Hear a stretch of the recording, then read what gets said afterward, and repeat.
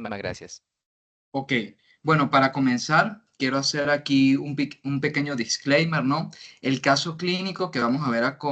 continuación es netamente clínico e imagenológico. Estuve viendo por allí las respuestas que dieron por el grupo, estuvieron un poco bastante acertadas, ¿no? Sin embargo, pues quiero invitarlos a que vean un poco más allá de la superficie y conforme vayamos adentrándonos en el tema y conforme vayamos presentando las imágenes, quisiera nuevamente su interacción para ver en la medida de lo posible a qué nos orienta el caso clínico. Tenemos entonces que estamos en el servicio de emergencias del hospital de nuestra localidad y nos llega un paciente masculino de 71 años de edad, el cual es traído por sus familiares tras ser encontrado en el domicilio con desorientación, dificultad respiratoria progresiva. Entre los antecedentes de importancia, durante el interrogatorio, la familiar, hija, refiere que el paciente cuenta con un diagnóstico de una enfermedad pulmonar obstructiva crónica severa catalogada clínicamente como GOL3, dependiente de oxígeno en domicilio de forma intermitente y un uso crónico de glucocorticoides inhalados y orales. Los orales dosificados con prednisona de 5 miligramos al día. Una cardiopatía isquémica crónica de hace aproximadamente 7 años bajo tratamiento con un beta bloqueante tipo metoprolol. No obstante, dicha familia reporta adicionalmente que prodrómicamente, al motivo de consulta actual, estuvo presentando sintomatología general inespecífica, como náuseas, hiporexia y síntomas sugestivos de una gripe o de un catarro en los últimos 3 días. Y adicionalmente sospechan que omitió sus medicamentos en las últimas 24 horas. Este paciente de entrada que tenemos aquí, visualizamos y sus constantes vitales, encontramos que presenta una presión arterial que muchos podríamos considerar de entrada borderline entre 98,54 milímetros de mercurio, correspondiente a una presión arterial media de 68, una frecuencia cardíaca de 56 y una frecuencia respiratoria de 24 respiraciones por minuto. Temperatura de 35,9 grados centígrados y una saturación de oxígeno de 89%, correspondiente a 2 litros por minuto, que es aproximadamente el mismo litraje que el paciente usa en el domicilio. Llegados hasta aquí, les hago la pregunta, pues básicamente podemos encontrar de entrada diversas etiologías, como bien ya lo habían manifestado por el grupo, pero a simple vista, pues el paciente puede ser cualquier cosita.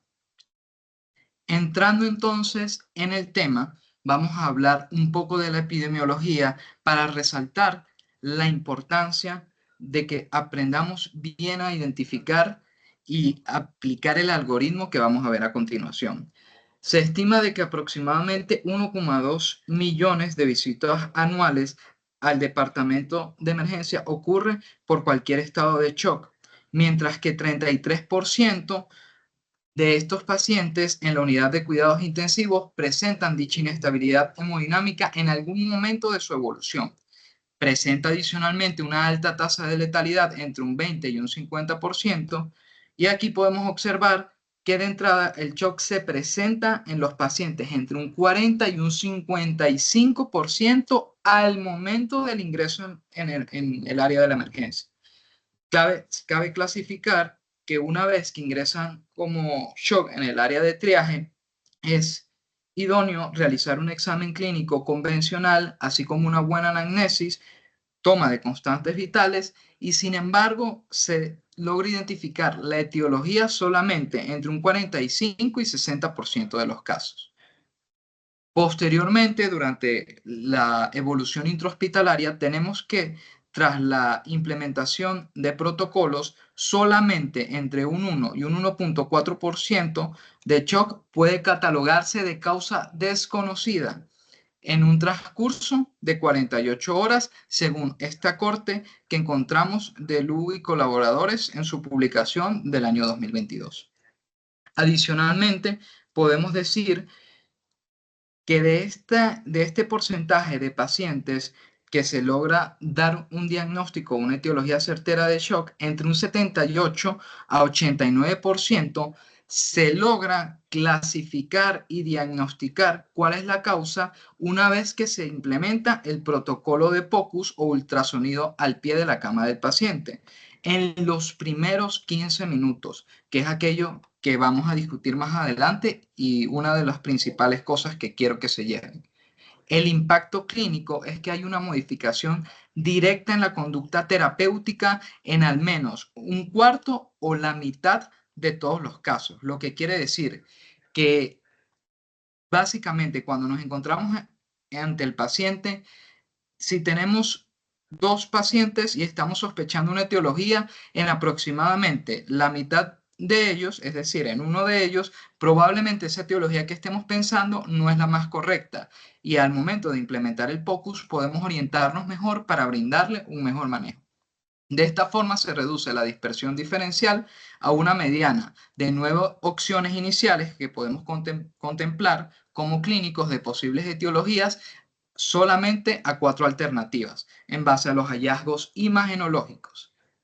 Entonces, epidemiológicamente, como todos sabemos, la prevalencia en áreas de emergencia de los tipos de shock más frecuentemente documentados es el distributivo entre un 59 y 66%, de los cuales resalta el shock séptico, el neurogénico y en última instancia la anafilaxia, el hipovolémico entre un 16 y un 27%, bastante relacionado a pacientes politraumatizados, así como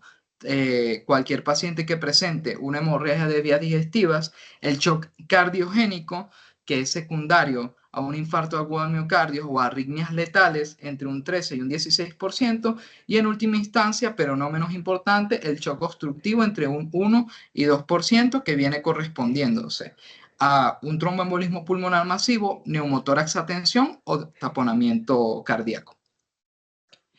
Es también importante tener en consideración que clásicamente el shock ha sido definido como la hipotensión o una presión arterial media menor de 65 milímetros de mercurio. Sin embargo, la inestabilidad hemodinámica no es una medida definitoria en la actualidad en base a las últimas actualizaciones, ya que la realidad biológica es que el estado de shock es un estado fisiopatológico dinámico de fracaso cardiovascular para suministrar y o permitir el uso celular de oxígeno, lo que trae como consecuencia una deuda tisular de oxígeno que deriva en un metabolismo anaeróbico con una acidosis láctica y por ende un fallo biológico que puede resultar potencialmente irreversible. Tomando como premisa esta definición fisiopatológica, podemos decir además de que se ponen en marcha diversos mecanismos compensatorios como descargas simpáticas masivas y activación del sistema renina-angiotensina-aldosterona, que en vista del descenso de este aporte tisular de oxígeno van a condicionar una vasoconstricción periférica, optimizando el uso de la circulación a los órganos que son más prioritarios, como lo son aquellos cerebro, corazón y principalmente riñón. Sin embargo, el costo es que va a desencadenar una vasoconstricción periférica profunda y una isquemia compensatoria en otros tejidos, como la piel y los músculos. El riñón, como bien le comenté, si bien es uno de los targets que al momento de mantener la presión de perfusión renal relacionada a la presión arterial media, pues suele ser uno de los primeros en verse más afectados, como vamos a ver más adelante. Entonces, ya tenemos que dejar el dogma previo de que el shock es precisamente todo paciente que tiene una presión arterial media menor de 65 milímetros de mercurio. Aquí es importante que tengamos en consideración de que existen pacientes con más de esta media en donde existe una hipoxia celular activa en la cual podemos observar que existen otros marcadores, otros modificadores que nos hablan de que el paciente está entrando en lo que anteriormente se conocía como un shock caliente o en un prodromo del mismo. Entonces, este shock oculto o shock crítico es una ventana de suma relevancia para el clínico, ya que aquí es donde está la experticia en realizar intervenciones y diagnósticos oportunos. Entre las herramientas que podemos utilizar precisamente para dar con dicho diagnóstico tenemos el índice de shock, que no es más que una división entre la frecuencia cardíaca y la presión arterial sistólica. Tiene una sensibilidad altísima para la disfunción cardiovascular oculta y predice independientemente la progresión a un shock franco y la necesidad de un soporte vasopresor. La normalidad es que se encuentre rondando entre 0,5 y 0,7. Sin embargo, hay un umbral patológico que, en base a la literatura que consultemos, se encuentra en más de 0,8 o más de 0,9. El mismo ha sido tan estudiado en la literatura médica que tiene diversos tipos de modificaciones, como es el índice de shock diastólico, que no es más que la frecuencia cardíaca que usamos anteriormente, como la presión arterial diastólica. Es un marcador ultra precoz de vasodilatación periférica grave, por ejemplo, en estados de sepsis, y detecta la caída del tono arterial diastólico antes que el colapso sistólico. Vamos a ver que el umbral patológico en este caso es un poco mayor, entre más de 1 y más de 1,2 en relación a la literatura que consultemos. Sin embargo, aparte de estas herramientas, en la actualidad contamos con una metodología que está muy en boga en las áreas de emergencia, que es el shock bus o móntate en el bus, como dicen, en el bus del shock. Se formalizó por los investigadores Matt Siuba y la clínica Cleveland para la evaluación estandarizada e inmediata de la perfusión tisular periférica al pie de la cama del paciente. Él va a contemplar, según sus siglas, una ventana neurológica B de brain, U de urine o ventana renal y S de skin o ventana cutánea. Sabemos pues que el cerebro es un órgano noble con una alta capacidad de autorregulación, pero vulnerable al bajo gasto. Precozmente, alteraciones o fluctuaciones del estado mental, confusión aguda, agitación psicomotriz inexplicable o un delirium hipoactivo puede alertar precisamente de que se trata de un cerebro hipoperfundido. Todo cambio cortical agudo es hipoperfusión orgánica hasta demostrar lo contrario. Por eso es que es uno de los apartados más importantes que valoremos, como el caso clínico que tenemos actualmente en la ponencia del día de hoy. Desde el punto de vista nefrológico, tenemos que los riñones son receptores de entre un 20 a un 25% del gasto cardíaco total y van a corresponderse con una vasoconstricción aferente mediada por angiotensina 2, otros péptidos como la vasopresina y catecolaminas que van a reducir la tasa de filtración glomerular. Entonces, la oliguria, que es cuantificada en menos de 0,5 mililitros por kilo hora o menos de 30 mililitros hora, corresponde a un indicador inequívoco de que está ocurriendo una hipoperfusión a nivel renal y se está viendo afectada la microcirculación y se está instaurando un estado de shock en estadio temprano. Mientras que la piel es un tejido evolutivamente prescindible, ya que carece de una autorregulación intrínseca y posee una densidad extrema de receptores alfa-1 adrenérgicos, como podemos ver aquí esquematizado. La vasoconstricción inmediata y masiva ante noxas hemodinámicas y redistribución simpática hace que nos veamos en frente de pacientes que en estados de choques temprano presenten alteraciones cutáneas, siendo un indicador de hipoperfusión clínica precoz y fidedigno. Como bien lo mencioné, conforme va evolucionando la medicina y conforme el clínico va adquiriendo nuevas herramientas, existen publicaciones que ya a estas alturas de la vida tenemos que conocer. En relación al llenado capilar, el estudio Andrómeda en el año 2019 catalogó que una buena toma de un llenado capilar definida con el uso de un portaobjetos en la falange distal durante exactamente 10 segundos hasta lograr palidez total y posteriormente dejar de hacer presión a la misma, cuantificando de forma cronometrada el retorno al color, habla de que tiene una sensibilidad similar al lactato sérico en estados de shock, siendo el umbral patológico mayor a 3 segundos. Significa entonces que es un reflejo fidedigno, dinámico y en tiempo real de alteración hemodinámica periférica grave.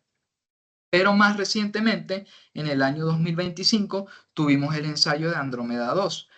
que es un estudio en el cual se validó precisamente en aproximadamente 86 UCI a lo largo de 19 países y en una población estimada en más de 1.467 pacientes, en el cual, más que valorar solamente el llenado capilar, quisieron relacionarlo con la variable de resucitación dirigida a normalizar dicho tiempo de restauración del llenado capilar versus el manejo habitual en relación a la expansión con cristaloides, evidenciándose con una P significativa de 0,04, una superioridad clínica por reducción en la duración de terapias de soporte vital en dichas unidades de cuidados intensivos y una normalización en la tasa de llenado de respuesta capilar en las primeras 6 horas entre un 85,9 versus un 61,7% versus aquellos que usaron las técnicas de expansión con cristaloides que se eran usadas habitualmente. Cabe resaltar que este 36,4% de los pacientes con perfusión normal inicial correspondiente a toda esta cifra evitaron una sobreresucitación hídrica que derivó precisamente en que el pronóstico de la evolución fuera superior en estos endpoints o en estos puntos de corte. El lívido reticularis, si bien nos asusta bastante a nosotros cuando nos encontramos en el área de la emergencia porque suele hablar de que el paciente se encuentra en muy mal estado general, nos alerta de que es un paciente en el cual tenemos que actuar inmediatamente. El lívido parchado secundario a una heterogeneidad y una disfunción microcirculatoria puede estandarizarse en diversos tipos de grados, del 0 a 5, siendo según la escala de Motin Score o la escala Ait-Ophelia, 0 la ausencia de la existencia de este líbido, máximo al 5, que es un moteado extenso que sobrepasa la mitad del muslo, irradiando desde el centro de la rótula, como podemos observar aquí. Aquí observamos otros ejemplos de un paciente que presenta un Motin score de 2 frente a otro que presenta un Motin score de 4, correlacionándose o cotejándose con la imagen a la izquierda. El impacto es que es un predictor independiente de extremadamente relación a mortalidad a 14 días, independientemente de la presión arterial media y de la dosis de vasopresores iniciales con las cuales nosotros atendamos a este paciente. Entonces, en resumen, ya como bien mencionamos, solamente desde una perspectiva clínica, sin hablar de gasometría arterial, sin hablar de ningún otro tipo de paraclínica, podemos hablar que el índice de shock a las 24 horas, así como el índice de shock diastólico, tiene una predicción aproximada en el 75% de los casos para tamizaje rápido de inestabilidad hemodinámica, siendo superiores el capillary refill time o el llenado capilar en un 82% y el Motin Score en número similar, pero con mayor sensibilidad a los 28 días relacionándolo a la mortalidad. Entonces, pues, regresando al estado nuevamente del paciente y ya tomando esto en consideración, tenemos que es un paciente que se encuentra alterado y desorientado. Desde el punto de vista nefrológico o urinario, tras colocar la sonda de Foley, solamente se obtienen 5 mililitros de orinas colúricas en media hora. Y desde el punto de vista de la piel, las extremidades se encontraban frías con un llenado capilar en 5 segundos y un moteado cutáneo grado 1 circunscrito al centro de la rodilla. Tomando esto como preámbulo, entonces, me gustaría, solo tomando esto como partida, saber sus opiniones y qué hipótesis podríamos plantear de las diversas etiologías de shock. Entonces los escucho.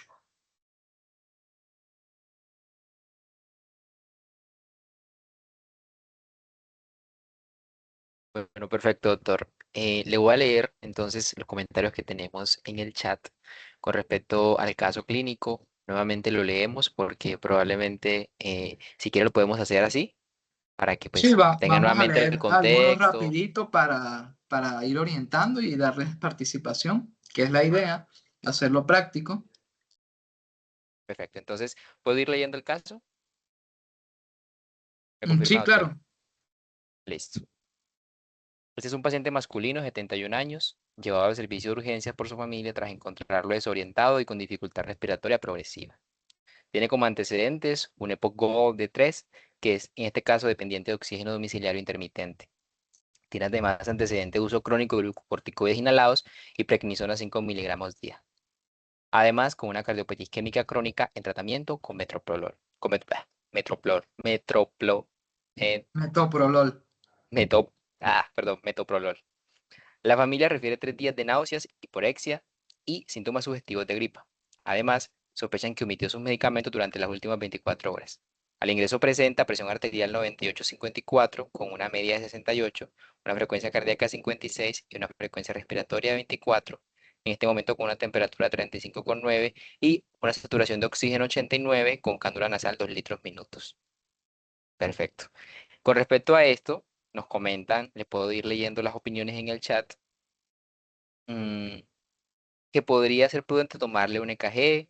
que le llama la atención eso de que tiende a la bradicardia y con sospecha de que no se administraron los medicamentos en al menos 24 horas, podría estar bloqueado. También comentan que se podría pensar en una exacerbación infecciosa del EPOC, una sepsis que tal vez haya sido de origen respiratorio. Y mirando los medicamentos, suspendió los corticoides de uso crónico. También algunos se adelantan un poco y bueno, tratan de aventurarse a una crisis adrenal aguda secundaria a suspensión del glucocorticoide. Bueno, damos entonces la oportunidad para que aquellos doctores que quieran compartir su opinión puedan hacerlo en este momento.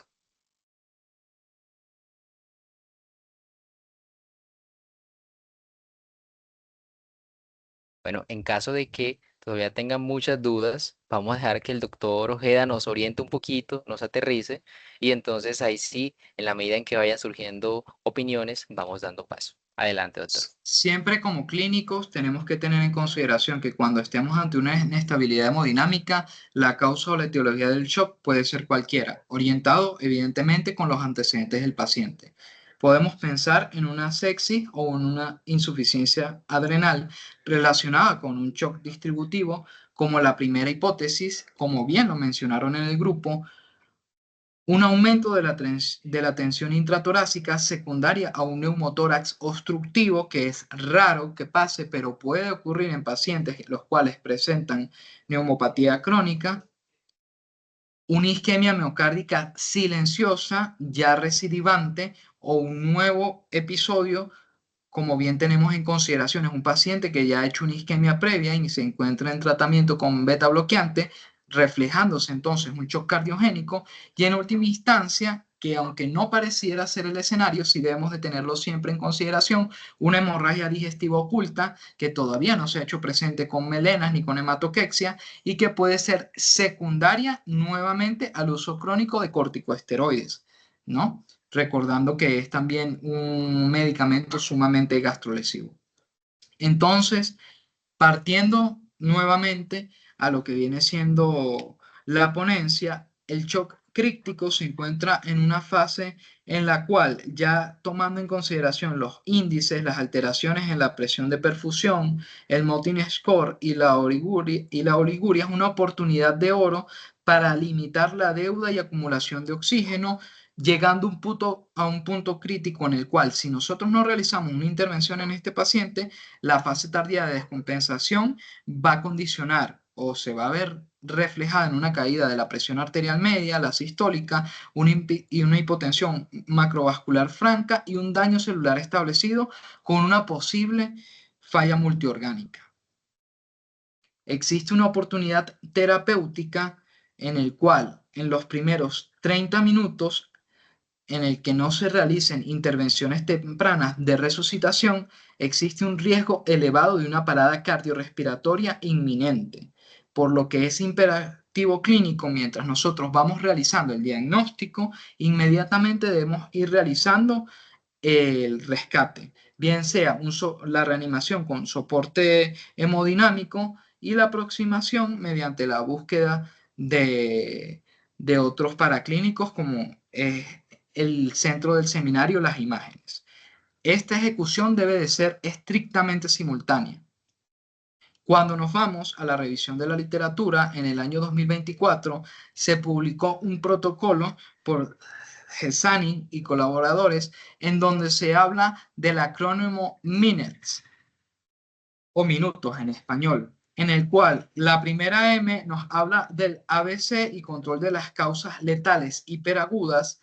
la primera IN de infusión o restauración de la presión arterial media mediante la administración de cristaloides o de vasopresores tempranos, la segunda N de investigación, así como la toma de todo lo que viene siendo la paraclínica, cultivo si estoy sospechando que es un shock séptico, solicitud de angiotaxia, estoy sospechando que es un tromboembolismo pulmonar, y de la mano con el ultrasonido para una fenotipificación fisiopatológica y ver si existe alguna afectación de la bomba, la tubería o el tanque, como vamos a ver más adelante, y ya posteriormente tratamos la etiología y terminamos de hacer la idónea estabilización del paciente. Se habla entonces de que los primeros 10 minutos o la fase inicial debemos de hacer un soporte hemodinámico temprano con una reversión ciega de la hipotensión, bien sea con la administración de cristaloides balanceados o con un aporte de vasoactivos de primera línea como norepinefrina en esos primeros minutos. Y en la segunda fase vamos a hacer uso de ultrasonidos al pie de la cama para así determinar las diversas etiologías. Aquí observamos una línea en donde trazamos un eje de supervivencia y un eje de tiempo del inicio de vasopresores y podemos observar que mientras más precozmente brindemos aporte vasopresor, la supervivencia es mayor, mientras que más dilatamos el inicio de los mismos o los retrasamos por dudas, vamos a ver que existe una mayor tasa de letalidad.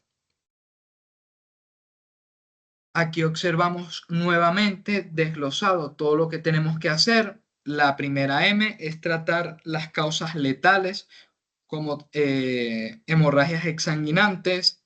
En el caso de que estemos sospechando de un neumotórax a tensión, la colocación de una aguja o de un yelco en el segundo espacio intercostal, generalmente izquierdo, a fin de descomprimir. La infusión que ya les comenté de los vasoactivos y de los cristaloides hasta lograr presiones arteriales medias mayores de 65 y nuevamente toma de gasometría, capnografía, lactato y valoración de todo el equilibrio ácido-base, el electrocardiograma de dosis de derivaciones para así finalmente lograr orientar en conjunto a la etiología. En la fase correspondiente o la segunda fase de entre los 10 a 30 minutos realizamos el protocolo Roche que vamos a ver a continuación para así identificar el fenotipo de shock.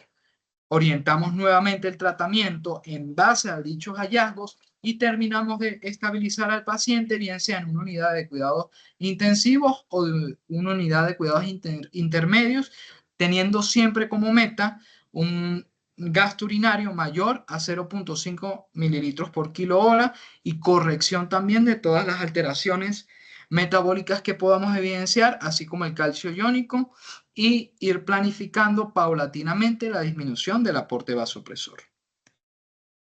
Es sumamente importante que tengamos en consideración que la resucitación hídrica, como bien les comenté antes en el ensayo de Andrómeda 2, se hablaba previamente eh, por estudios que surgieron como el Surviving Sepsis, de que se iniciaba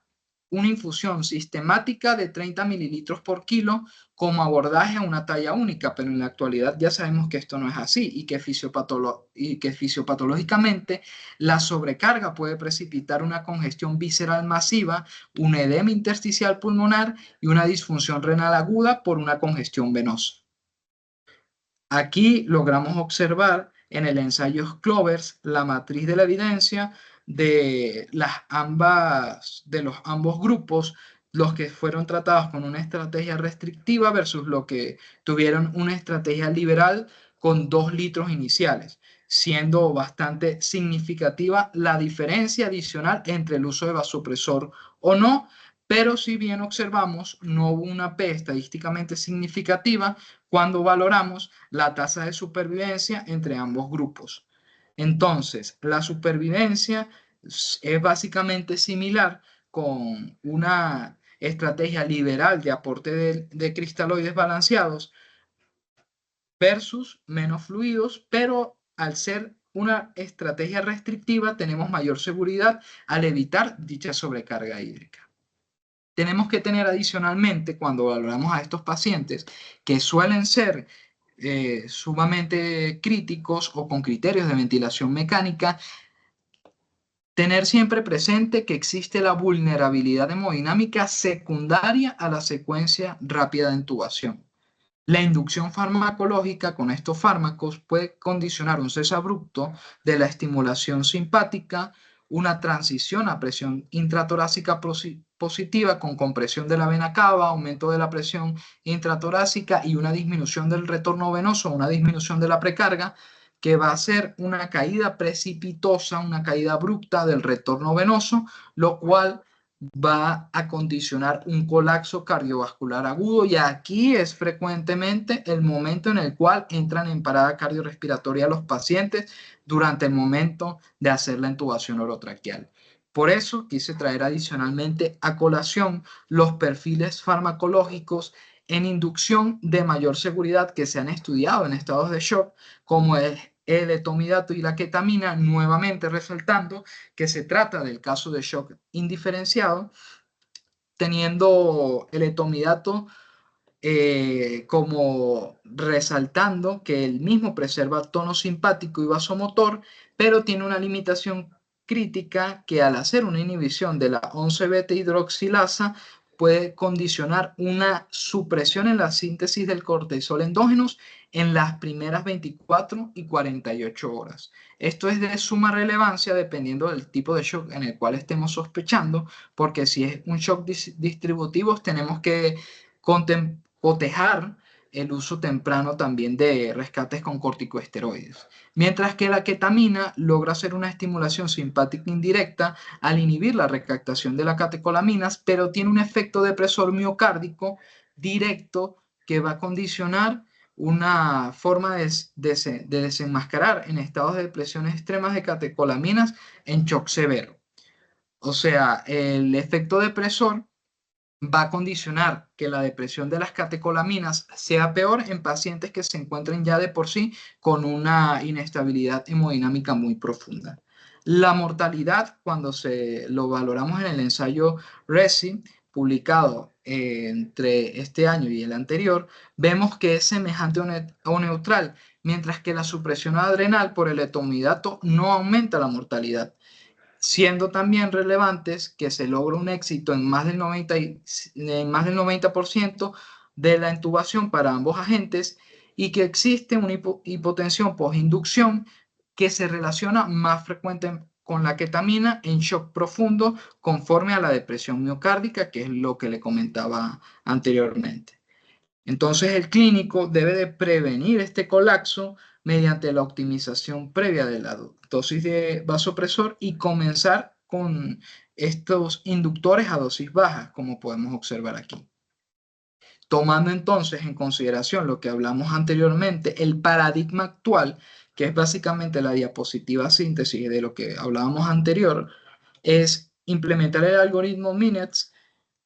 hacer también uso de clovers para la adopción de vasopresores precoces y el paradigma RESI para la optimización hemodinámica previa a aquellos pacientes que tienen criterios de una ventilación con presión positiva.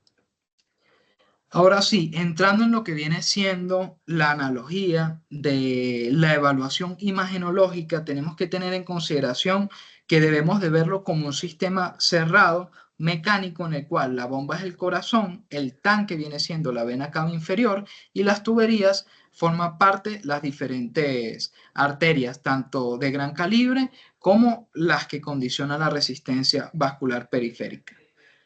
Cuando ocurre una falla en la bomba, hablamos de un fallo miocárdico primario y estaríamos ante la presencia de un shock cardiogénico. O a su vez, si vemos una restricción extrínseca del llenado de la misma, hablamos de un shock obstructivo. Mientras que cuando ocurre una falla en el tanque, vemos que se encuentra comprometido el retorno venoso, las presiones de la aurícula derecha y nos habla de que hay una pérdida del volumen que puede ser absoluta o relativa, bien sea un choque hipovolémico o una disminución de un tono venoso por afectación de la capacidad, como en el caso del shock distributivo nuevamente. Entonces, el shock distributivo nos puede afectar la bomba y el tanque, y cuando vamos a la tubería, hablamos de que hay una disfunción del torno arteriolar, afectación de las resistencias vasculares, y existe una vasodilatación masiva y una vasoplejía extrema que suele ser bastante refractaria. Y aquí estaríamos frente a un shock distributivo. Aquí vemos un repaso fisiopatológico del equilibrio de Guyton en estos estados de shock, en el cual tenemos una curva que se desplaza a la izquierda cuando existe una afectación del retorno venoso por caída de la presión media del llenado sistémico, y una curva que se va a ver desplazada hacia la derecha por una falla en la bomba, generalmente cuando vemos una etiología cardiogénica. Previamente les hablaba del protocolo Roche. El protocolo Roche no es más que las siglas para Rapid Ultrasound in Shock and Hypotension, y es un protocolo que se originó con el fin de brindar al pie de la cama del paciente ciertas ventanas para orientar la etiología del shock, como podemos observar aquí. Es muy similar al ECOFAST, solo que incorporando otro tipo de ventanas, como vemos aquí a continuación, y aquí podemos ver de que el acrónimo es HIMAP, relacionándose a las siglas de los sitios anatómicos que vamos a explorar. La H correspondiente al corazón, en donde vamos a hacer visualización en 4 vistas del eje paraesternal largo, el eje paraesternal corto, el eje apical de 4 cámaras y el subsifoideo, ejemplificado en estas imágenes que tenemos. Vamos a posteriormente la I correspondiente al tanque o a la vena cava inferior, la M correspondiente a las fugas del tanque o a los espacios del Morrison con un rastreo FAS, la A correspondiente a la tubería principal que viene siendo la aorta, y la P, no menos importante, a la parte pulmonar, siendo objetivo en la exploración de campos pulmonares anteriores. Entonces, vamos a tener a la evaluación inicial mediante las ventanas del eje paraesternal largo, corto y de 4 cámaras, patrones de afectación de la bomba, como pueden ser el hiperdinámico, en donde las paredes ventriculares colapsan en la sístole y existe una morfología de los músculos papilares que se besan, como podemos observar aquí, y es consecuencia generalmente de un shock hipovolémico o distributivo temprano, en el cual la bomba está luchando por compensar la afectación periférica y la vasoplejía que tenemos. Mientras que el patrón hipocinético es una excursión que se va a ir relacionada a la valva anterior mitral hacia el tabique interventral. Este tiene un patrón característico que podemos observar en el shock cardiogénico. Como podemos ver aquí, existe una hipocinesia global en el que la musculatura no es lo suficientemente efectiva, producto de la misma dilatación, para poder compensar las demandas sistémicas. En el caso del taponamiento cardíaco, podemos observar espacio libre de ecos o espacios anecoicos, como delimitamos alrededor de la silueta cardíaca en esta imagen, de forma circunferencial, y corresponde a un signo precoz y sensible de que hay un colapso que puede ser reversible de la aurícula derecha si nosotros realizamos una intervención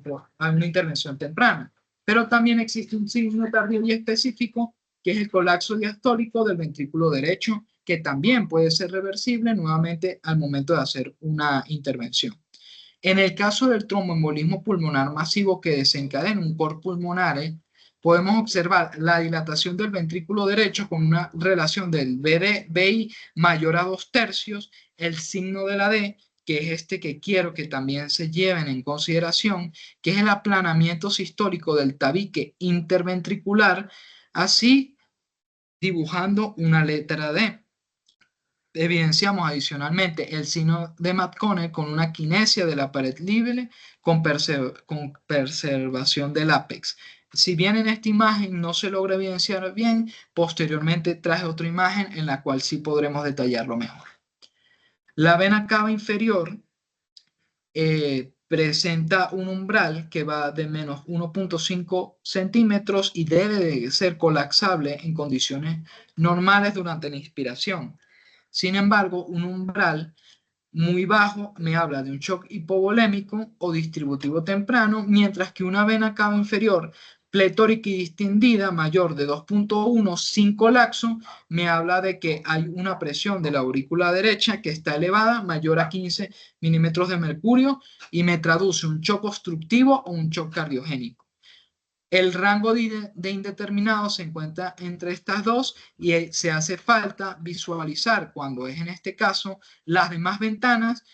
así como hacer una valoración Doppler dinámica para estimar velocidades y lograr identificar precisamente dónde se encuentra la etiología.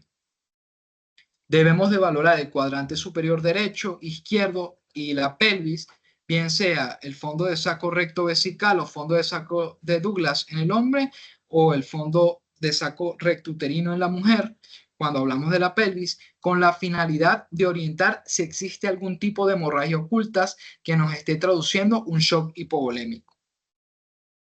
Los aneurismas de la aorta abdominal muy frecuentemente suelen ser hallazgos causales más que hallazgos que estemos buscando de entrada, y se habla de que un diámetro transversal de exterior a exterior de la misma mayor de 3 puede definir un aneurisma, mientras que es mayor de 5 me habla de que existe una inestabilidad hemodinámica. Podemos observar adicionalmente un signo en el cual se ve una de sus túnicas hiperecogénicas que me traduce que existe una disección y un riesgo eminente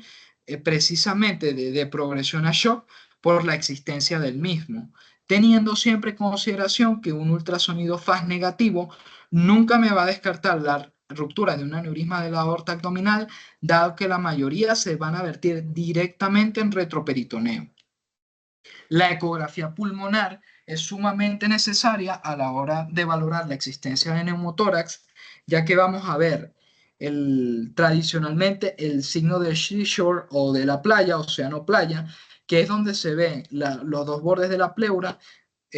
uno sobre el otro, deslizándose de forma fisiológica, mientras que la ausencia del mismo me confirma la existencia de lo que se conoce como long point y tiene una especificidad del 100% para descartar la presencia de neumotórax. Como podemos observar aquí, no existe el signo de la isla en la totalidad de los campos pulmonares, lo que me habla de que este paciente tenía un neumotórax. Y adicionalmente, como bien sabemos, la existencia de líneas B me habla de que existe congestión y pues la misma me traduce una sobrecarga de volumen o una disfunción en la bomba que se ve expresada probablemente en un shock cardiogénico.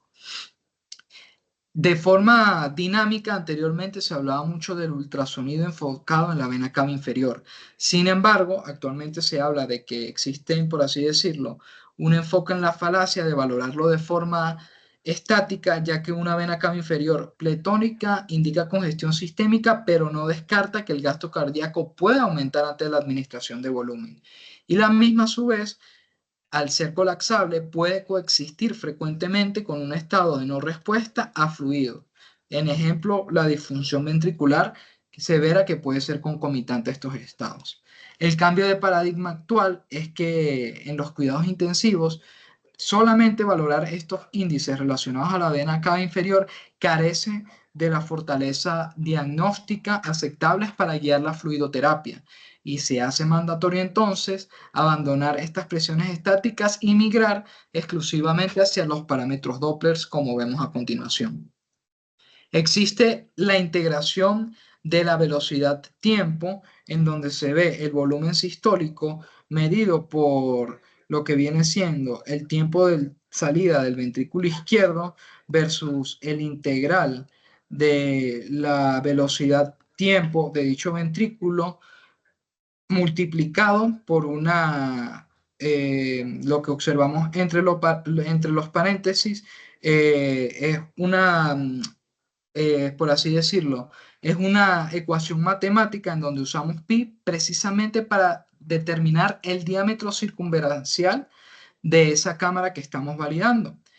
Y de esta forma podemos sacar precisamente el volumen sistólico efectivo. Se habla de que el rango fisiológico es de 18 a 22 y se encuentra deprimido en menos de 15 centímetros, que va a sugerir un compromiso severo y va a requerir en ese caso el uso de inotrópicos o corrección en la precarga. Esto es un tema que da de por sí solamente para estudiarlo y hacer prácticas y hacer un seminario aparte, pero sí lo quiero traer en consideración porque es una de las cosas o de las medidas dinámicas que debe evaluarse usando Doppler al estar al pie de la cama del paciente, así como la elevación pasiva de las piernas o passive leg raise. No es más que considerar si el paciente es respondedor o no a la transfusión de volúmenes mediante lo que se conoce en la literatura como una transfusión pasiva propia, ¿no? Ya que al elevar las piernas a 45 grados, podemos ver que es una transfusión endógena rápida de un volumen de sangre similar a 300 mililitros. Vamos a determinar las mediciones de la BTI antes y durante esta elevación pasiva en un lapso de minuto a minuto y medio y vamos a ver si existe una respuesta positiva. Me va a ser, o sea, la respuesta positiva se traduce en que existe un incremento de 10 a 15% de la BTI, lo que me habla de que el paciente efectivamente responde a volúmenes y que va a operar en la porción empinada de la curva de Fran Starling que vimos anteriormente. Tenemos adicionalmente en pacientes no invasivos alternativas como Nikon, perdón, y alternativas que también podemos valorar el gasto cardíaco, el cual, perdón, podemos valorar la ET de CO2, que es una consistente, o sea, ella consiste en pausar el ventilador mecánico y medir en la inspiración durante 15 segundos la forma transitoria y ver si existe una inducción en la disminución del retorno venoso. Esto solamente como parámetro dinámico del ventilador. Evidentemente es en pacientes ventilados, ¿no? Cuando exista un incremento del gasto cardíaco mayor al 5% durante esta pausa que se realice del ventilador en la expiración, podemos hablar de que el paciente, pues, adicionalmente es respondedor a, a las transfusiones con cristaloides. Aquí nuevamente tenemos la síntesis de estos hallazgos que los traigo solamente a consideración. El Nikon no es más que un sensor de bioreactancia durante el monitoreo no invasivo. Son unos electrodos especiales que miden el índice cardíaco. Como podemos observar aquí, el índice cardíaco normal de 2.5 a 4 y es sensible a movimientos y precisamente estas alteraciones van a ser captadas por dichos electrodos. Nuevamente entrando entonces en lo que viene siendo el paciente. A este paciente se realiza siguiendo el algoritmo MINES y el algoritmo HighRush, un ecograma al pie de la cama, un POCUS, y evidenciamos que existe este patrón. No es más que un ventrículo derecho masivamente dilatado con un tabique interventricular aplanado y empujado hacia el ventrículo izquierdo, lo que conocimos previamente como el signo de la B, y se documenta adicionalmente asinesia de la pared libre del ventrículo derecho con preservación de la contractibilidad del ápex. Como podemos observar, aquí el ventrículo derecho presenta contracción predominantemente en el ápex, mientras que la pared libre no presenta la contracción que me traduce este signo de McConnell. Como les expliqué previamente, este signo es patognomónico de una patología, lo que quiere decir que ya nos estamos orientando más o menos a qué tipo de shock tiene el paciente. Pero mientras seguimos con el algoritmo, nos encontramos que la vena cava inferior se encontraba pletórica en 2.2 centímetros sin un colapso respiratorio. lo que me habla de que las presiones de llenado de las cavidades derechas están masivamente elevadas por resistencia que generalmente se relacionan a un tromboembolismo pulmonar. Y adicionalmente, mientras continuamos con la evaluación Doppler, documentamos esta imagen en donde vemos en la ventana vascular compresión venosa en la fosa poplitea derecha que confirma la presencia de un trombo obstructivo no compresible. Entonces, nuevamente orientamos la etiología del shock del paciente. En este contexto, seguimos a la ultrasonografía pulmonar, donde se evidencia en el barrido posterobasal derecho una zona de consolidación alveolar con broncograma aerodinámico. Esto me traduce, como bien lo habían manifestado previamente en el grupo, que existe un componente infeccioso relacionado. Y adicionalmente, cuando medimos la paraclínica, que también lo comentaron en el grupo, encontramos un cortisol sérico de aproximadamente 4.2, lo que quiere decir que en el caso de este paciente nos encontramos en el caso de un shock indiferenciado que acabamos de diferenciar, pero se trata de un shock multifactorial. Podemos decir que tenemos un shock obstructivo primario por un tromboembolismo pulmonar masivo, un shock distributivo séptico secundario por el foco neumónico que documentamos. No sé si recuerdan que en algún momento hablamos de que el paciente presentó signos sugestivos de una infección viral o de un catarro, pues era una neumonía que se estaba consolidando y un shock distributivo endógeno precisamente por una crisis adrenal al hacer una supresión brusca de la prednisona. Aquí quiero hacer una breve pausa y decir que este paciente, o sea, fue un caso un poco trampa, por así decirlo, ya que no se presentó típicamente como se presentan los pacientes con un tromboembolismo pulmonar, ya que estos suelen tener una taquicardia refleja, así como los pacientes que presentan neumonías o shock distributivos, ya que la misma suele ser compensatoria, pero la misma, el mismo beta bloqueo crónico que él estuvo con el metoprolol actuó como un freno autonómico que condicionó una bradicardia relativa, eliminando así este signo de alarma clínico, por lo que no solamente podemos guiarnos por constantes vitales y siempre tenemos que pensar que nos encontramos ante un paciente que presenta probablemente más de una etiología de shock. El shock multifactorial es bastante frecuente en el área de cuidados críticos, así como en el área de la emergencia, ya que los pacientes raramente se presentan con etiologías aisladas.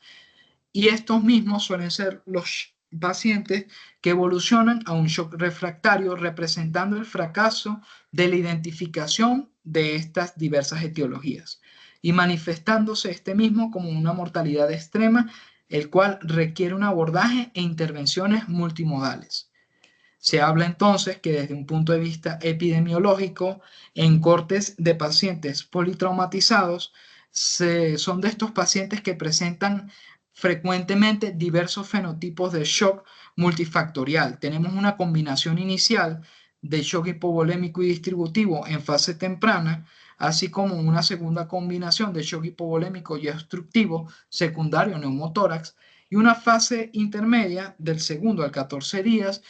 en el cual evidenciamos shock hipovolémico y distributivo secundario a la sepsis o shock distributivo y obstructivo secundario nuevamente a la sepsis y a complicaciones como puede ser un tromboembolismo pulmonar. Entonces, brincando nuevamente al algoritmo de las cosas que debemos hacer cuando estemos con el ultrasonido al pie de la cama del paciente, vamos a evaluar que si el paciente presenta un llenado capilar anormal mayor a 3 segundos, debemos condicionar la evaluación de la presión de pulso. Una presión de pulso que no es más que el diferencial de la presión arterial sistólica y diastólica menor de 40 milímetros de mercurio me habla de que existe un bajo volumen sistólico. Se debe hacer una evaluación formal de la responsabilidad a volumen para así poder decir si es un paciente que responde a los bolos de cristaloides y hacer un aporte de los mismos de entre 500 a 1000 mililitros en principio en los primeros 30 minutos y revalorar nuevamente el tiempo de llenado capilar. Si por el contrario existe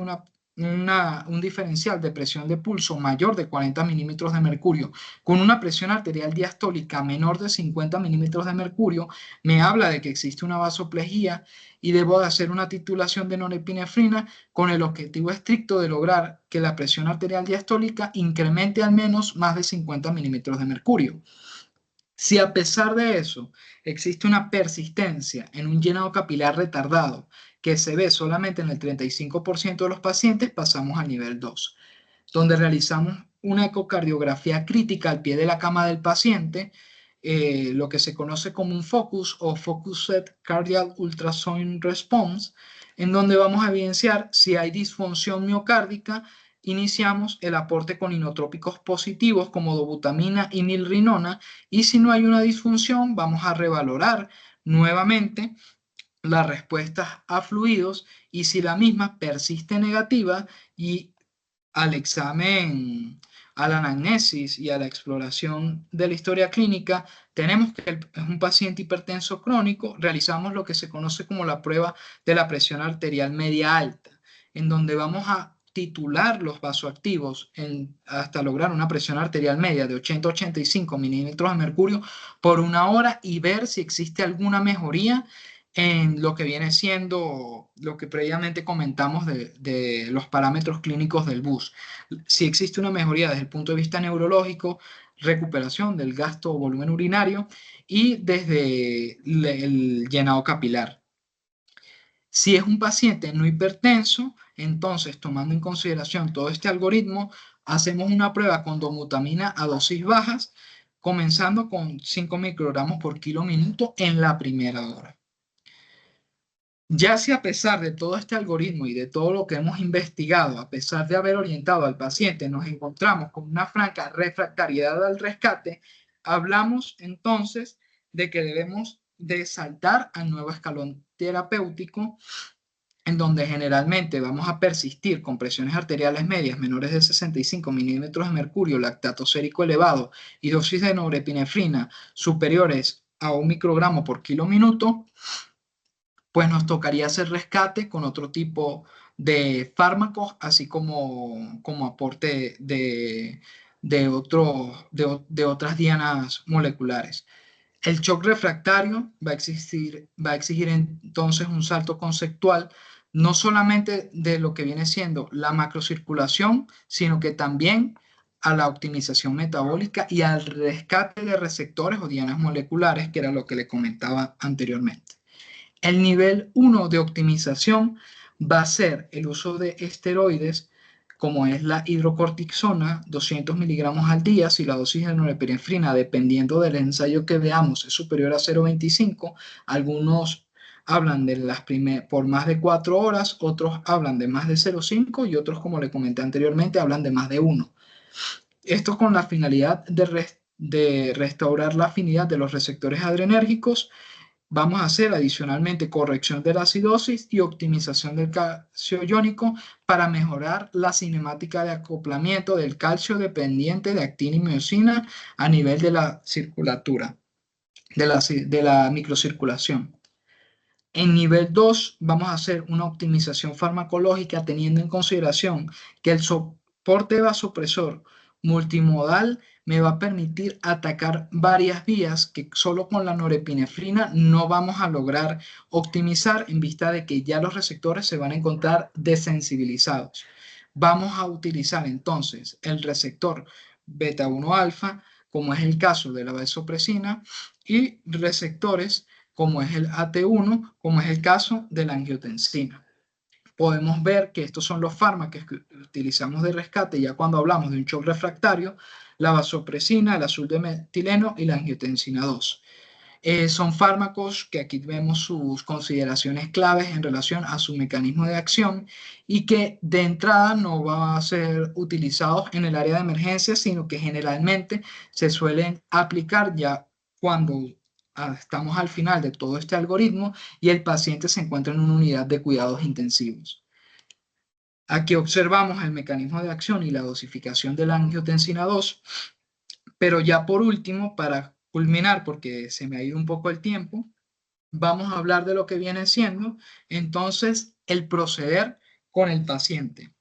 nos encontramos con un paciente que en vista de la disfunción que presenta por el choque obstructivo, tenemos que tener una fluidoterapia restrictiva, como lo comentamos anteriormente, ya que el aporte de grandes volúmenes de cristaloides se encuentra contraindicado. Se debe de contemporizar la secuencia rápida de intubación, ya que existe un riesgo extremo de parada cardiorrespiratoria y se debe de evitar la fibrinólisis sistémica. Esta corresponde a una contraindicación relativa, si se quiere,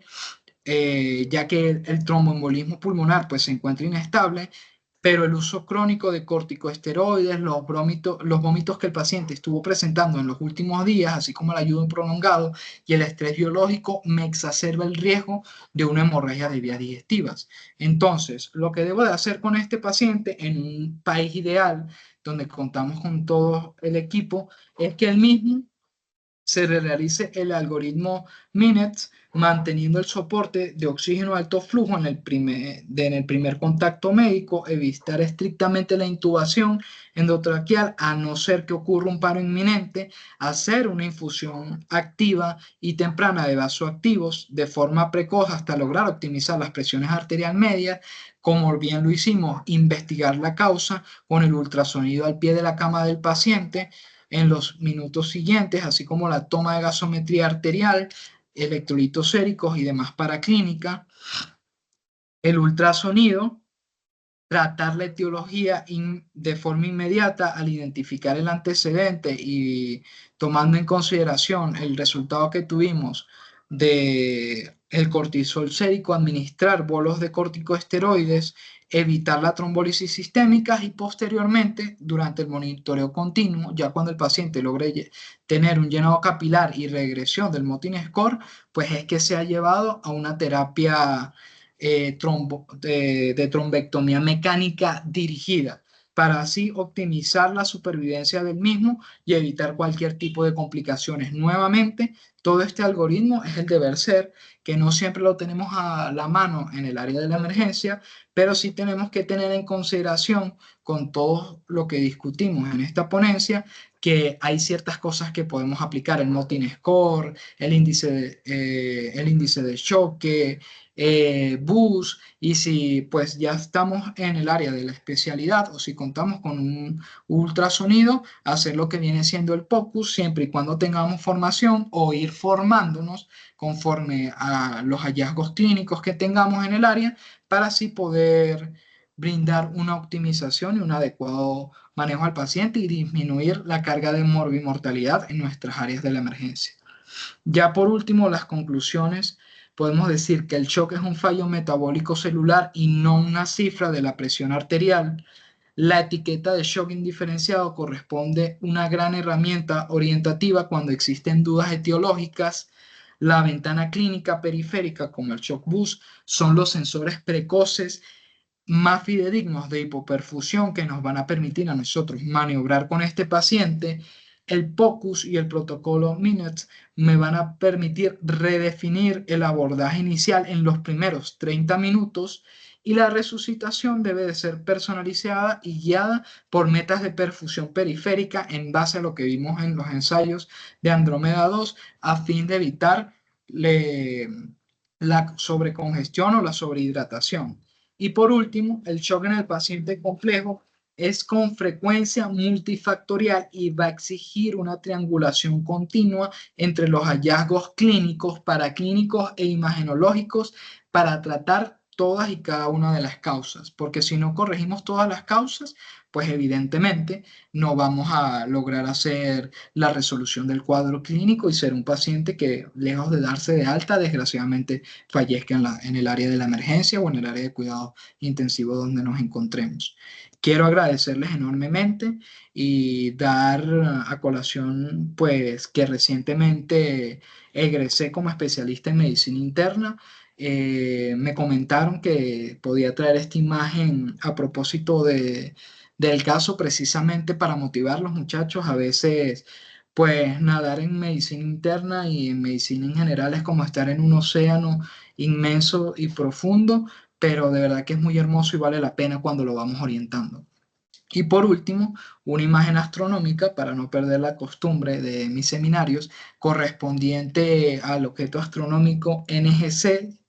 1316, que no es más que una galaxia lenticular. Inicialmente pensé que era una nebulosa, pero es una galaxia lenticular que se encuentra en la constelación de Fornax, a aproximadamente 62 millones de años luz de nuestro planeta. Y pues bueno, nada, esto también lo traigo a colación porque siempre es necesario mirar hacia la inmensidad y contemplar cosas que nos complementen también como médicos durante toda la formación, no solamente en pregrado, sino también durante la especialización. Por su atención, muchachos, muchísimas gracias. Muchísimas gracias a usted, doctor, por esta charla tan completa. Obviamente ha sido una charla que se nos extendió un poco, pero sabemos que ha valido la pena en la medida en que hemos quedado con mucha información que el día de mañana podremos revisar con mayor detenimiento en cuanto tengamos la charla en YouTube. Y bueno, si existen dudas, también tenemos el chat de WhatsApp para preguntarle directamente al doctor Daniel Antonio Ojeda. Doctor, muy buenas noches, muchísimas gracias. Muy buenas Eh, noches, gracias a todos y disculpen el tiempo, ¿no? Pero sí quise traérselo lo más completo posible, ¿no? sí, bueno, les agradecemos a todos los que asistieron hasta este momento y esperamos entonces contar con ustedes mañana con las charlas que tenemos propuestas y también el viernes, entonces que descansen. Hasta luego. Muchas gracias, feliz noche.